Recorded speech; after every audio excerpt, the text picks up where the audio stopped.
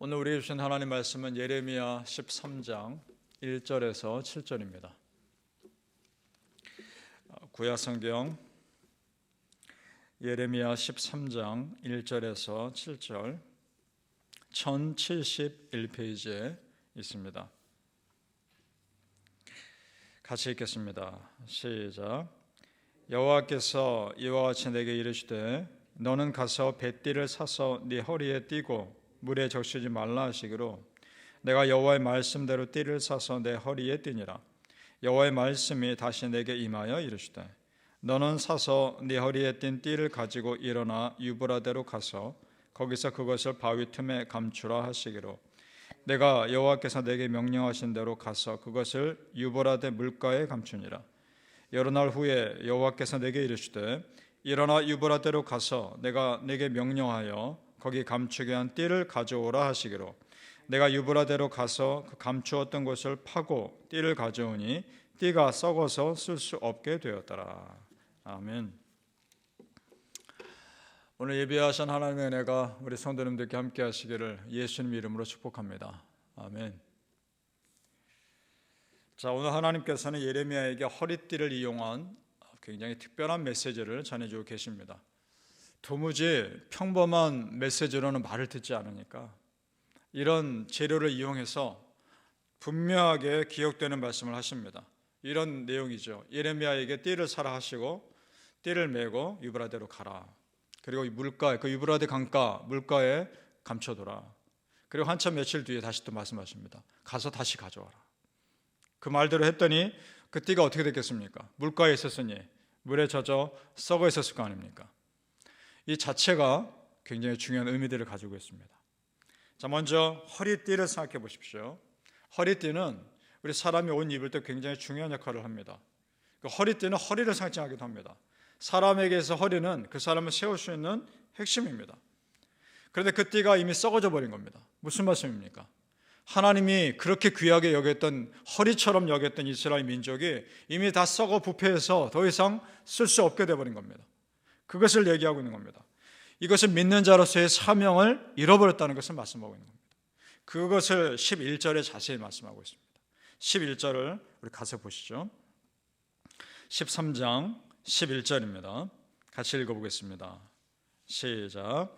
여호와의 말씀이니라. 띠가 사람의 허리에 속함 같이 내가 이스라엘 온 집과 유다 온 집으로 내게 속하게 하여 그들로 내 백성이 되게 하며 내 이름과 명예와 영광이 되게 하려 하였으나 그들이 듣지 아니하였느니라. 아멘.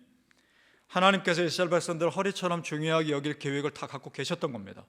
그런데 그들이 말씀 듣지 않고 순종하지 않음으로 인해 그 놀라운 은혜의 기회를 놓쳐버린 겁니다. 성도님들, 우리 믿는 자가 기억해야 할 두 가지가 있습니다. 첫째는 절대 믿음입니다. 둘째는 절대 순종입니다. 절대 믿음이요, 절대 순종. 하나님 앞에서 절대적으로 순종함으로 하나님이 여러분에게 가지고 계신 그 놀라운 계획들 다 누리시길 축복합니다. 아멘. 지금 이스라엘 백성들 모습이 얼마나 안타깝습니까? 순종하며 조금만 더 기다렸으면 더 큰 은혜를 누렸을 텐데 그걸 못 기다려 은혜의 기회를 놓칩니다. 따라서 여러분, 우리가 믿는 자로서 경계해야 될 것이 있습니다. 그것은 조급함입니다. 믿는 자로서 정말 조심해야 될 것이 조급한 겁니다. 그래서 어떤 일을 결정하실 때 빨리 하실 것이 아닙니다. 충분히 기도하시고 하나님께 기도하고 또 물어보고 그래야 후회가 없는 겁니다. 우리 성도님들, 조급함으로 내가 놓쳤던 은혜의 기회들을 잘 생각해 보십시오. 그래서 오늘 기도하고 또 기도하며 신중하게 여러분의 믿음의 길 걸어가시길 소망합니다. 자, 유브라데 강은 또 무슨 의미일까요? 이스라엘 백성들의 심판과 연관되어 있습니다. 자, 유브라데 강 그 지역에서 나타난 아수르라는 나라 때문에 그 북쪽 이스라엘이 먼저 멸망합니다. 그 유브라데 강 건너편에 또 일어난 바벨론이라는 나라 때문에 남쪽 유다가 그 다음에 멸망합니다. 그러니까 이것은 심판의 메시지입니다. 믿음의 공동체에서 믿음이 사라지니까 하나님께서 그 믿음의 공동체를 이 땅에서 사라지게 합니다. 무서운 심판의 메시지죠. 그래서 마태복음 5장 13절에 이런 말씀이 있습니다. 너희는 세상의 소금이니 소금이 그 맛을 잃으면 무엇으로 짜게 하래요? 후에는 아무 쓸데없어 다만 밖에 버려져 사람에게 밟힐 뿐이니라. 아멘. 그렇습니다. 세상을 썩지 않도록 소금 역할을 해야 할 이스라엘 백성들이 스스로 부패해버리자 하나님께서 그 백성을 이 땅에서 사라지게 해버렸던 겁니다. 그렇다면 성도님들, 믿음의 공동체인 오늘날 우리 교회의 존재 이유가 무엇이겠습니까? 오늘날 교회가 이 땅에 살아남을 수 있는 이유가 뭡니까? 그것은 예배입니다. 믿으십니까? 교회가 선교를 하는 것도 예배자가 없는 곳에 가서 예배자 만들려고 하는 겁니다. 예배를 안 드리는 곳에 예배 드리러 가기 위해 선교하러 가는 겁니다. 교회에서 성경 공부를 하는 것과 양육 프로그램 하는 모든 프로그램 하는 것들도 그들이 예배에 조금 더 가까워지게 하기 위해서 하는 겁니다.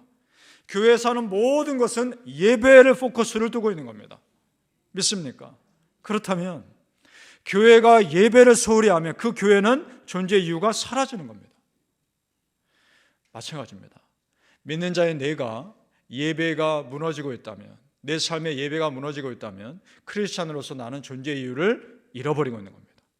성도님들, 예배의 사람 되셔야 합니다. 믿음의 사람, 믿음의 공동체가 믿는 자로서 그 사명을 잃어버리면 이 땅에서 세상 사람들이 우리를 우습게 볼 겁니다. 사람들이 우리를 욕할 겁니다. 너희 크리스찬들은 왜 이렇게 타협을 못하느냐, 왜 이렇게 융통성이 없이 꽉 막혔느냐 라고 겉으로는 욕할지 모릅니다. 그런데 내가 내 믿음 끝까지 지키려는 그 믿음의 모습 보고 그들이 오히려 속으로는 도전받습니다. 그러나 반대로 내가 그 세상 사람들과 적당히 타협하며 살면 겉으로는 얘기할 겁니다. 너는 참 타협할 줄 알고 융통성이 있구나. 겉으로 말할지 모르나 속으로는 우습게 여길 겁니다. 너도 별 수 없구나. 그렇게 말할 겁니다.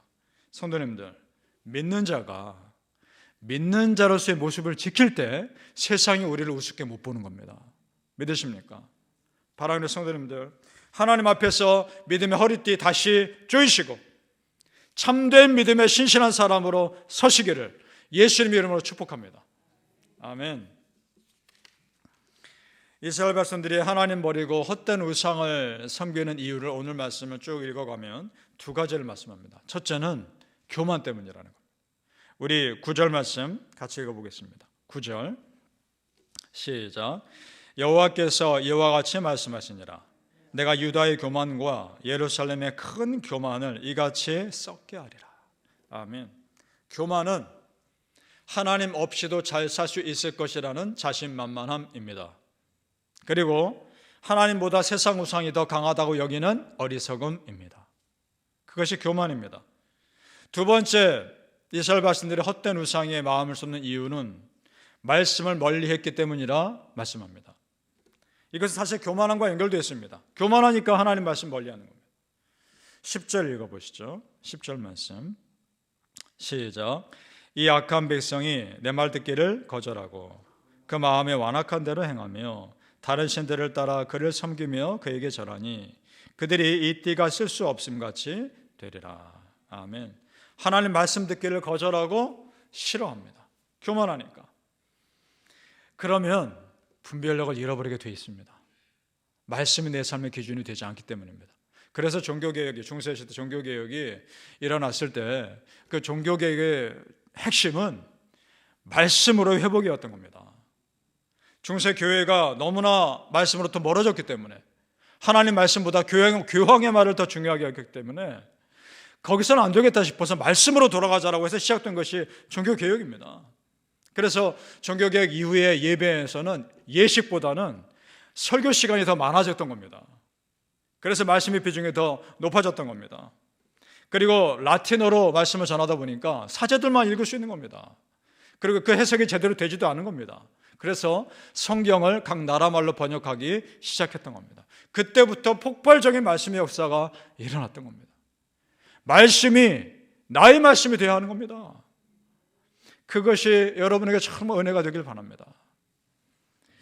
그러니까 종교개혁 한마디로 말하면 성경으로 돌아가자는 겁니다. 오직 성경입니다. 전혀 새로운 것을 외친 것이 아닙니다. 성경 말씀대로 살자는 겁니다.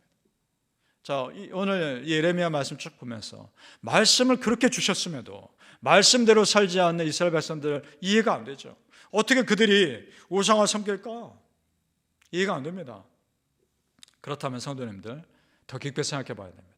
애초에 하나님 말씀이 그들에게 뿌리내지 못했던 겁니다. 애초에 정말 진실한 말씀의 사람이라면 절대 우상 숭배하지 않습니다. 여러분 생각해 보십시오. 세상에서 무엇인가 얻을 수 있다고 해서 여러분 우상 섬기겠습니까? 말도 안 되는 일 아닙니까? 있을 수도 없는 일 아닙니까? 어떻게 우상을 섬깁니까? 그렇다면 이스라엘 백성들은 애초에 믿음의 뿌리가, 말씀의 뿌리가 내리지 않았던 겁니다.